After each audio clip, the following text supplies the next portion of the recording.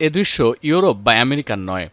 শুভ্র বরফের চাদরে ঢাকা পড়া বিস্তীর্ণ এই অঞ্চলটি মূলত দক্ষিণ পূর্ব চীনের ইউনান প্রদেশের একটি স্কি গ্রাউন্ড, যেখানে মনের আনন্দে বরফের ওপর স্কি রানার ব্যবহার করে খেলায় মেতেছেন পর্যটকরা।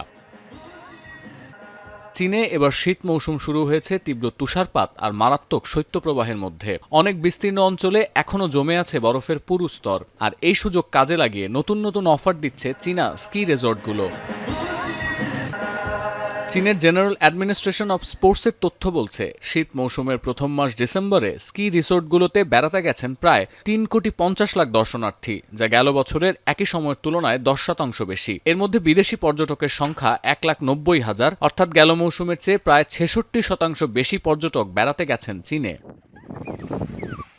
চলতি শীত মৌসুমে ভ্রমণ পিপাসুদের ব্যয় বেড়েছে গেল বছরের তুলনায় 6%। এই মৌসুমে পর্যটক ও দর্শনার্থীদের থেকে আয় হয়েছে প্রায় 3,635 কোটি ইউয়ান।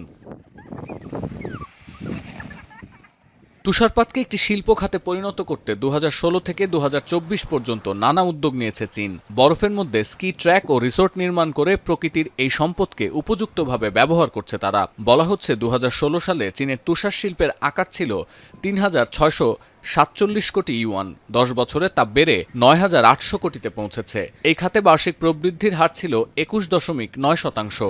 আশা করা হচ্ছে চলতি বছরে এই শিল্পের বাজার মূল্য 1 ট্রিলিয়ন ইউয়ান ছাড়িয়ে যাবে।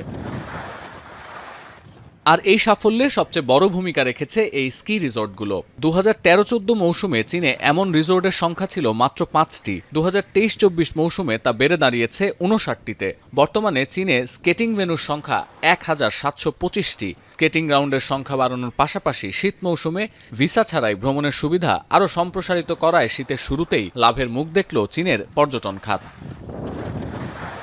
2023-24 মৌসুমে সারা দেশে 19টি আন্তর্জাতিক ও 91টি অভ্যন্তরীণ স্কেটিং প্রতিযোগিতা আয়োজন করেছে চীন। দেখা যাচ্ছে অভ্যন্তরীণ ইভেন্টের সংখ্যা আগের মৌসুমের তুলনায় বৃদ্ধি পেয়েছে প্রায় 50% পর্যন্ত। সতীর্থ কর্মকার, এখন বিশ্ব।